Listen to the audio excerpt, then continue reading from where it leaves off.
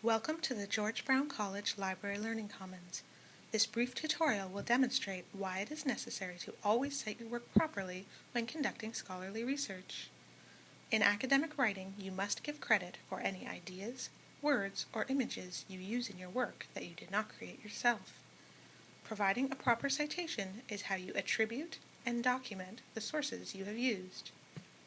Citations allow you to acknowledge that you are using the intellectual property of others. Proper citations allow you to use the works of others in your essays, research, and assignments. Give credit to the original author or creator. Avoid plagiarism. Direct your readers to the sources you used. Show the depth of your research. And demonstrate the authenticity of your research. Any information that you did not create yourself must be cited to avoid plagiarism. This includes the ideas, words, images, and intellectual property of others.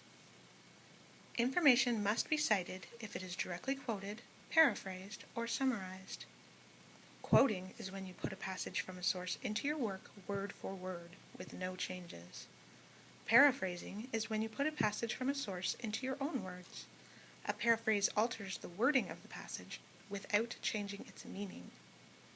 Summarizing is when you shorten a passage from a source by putting the main ideas into your own words, including only the main points. Summaries are significantly shorter than the original source. The only things that you do not need to cite are what are known as commonly known facts. Some examples of commonly known facts include Ottawa is the capital of Canada. DNA stands for deoxyribonucleic acid. And there are 3 official languages in Papua New Guinea.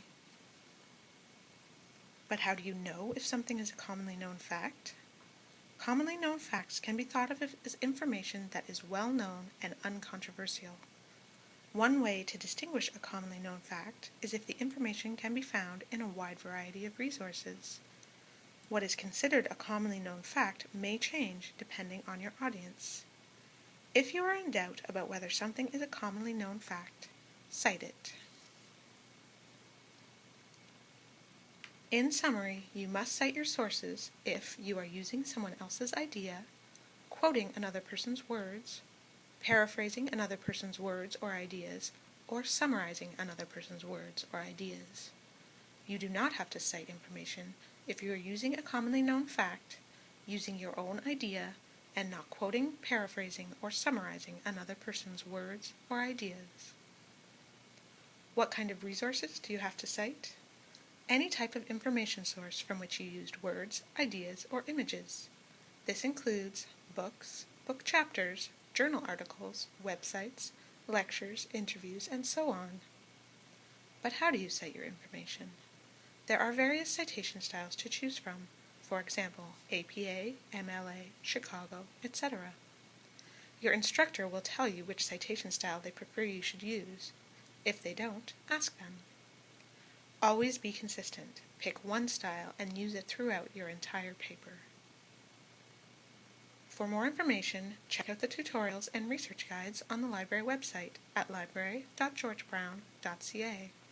For a guide to the 4 major citation styles, go to researchguides.georgebrown.ca/citing sources. Accessible tutorials on APA style and MLA style citations can be found at library.georgebrown.ca/studytools/tutorials. Thank you for watching this tutorial. If you need additional information on this topic, please ask. The library staff is always ready to help.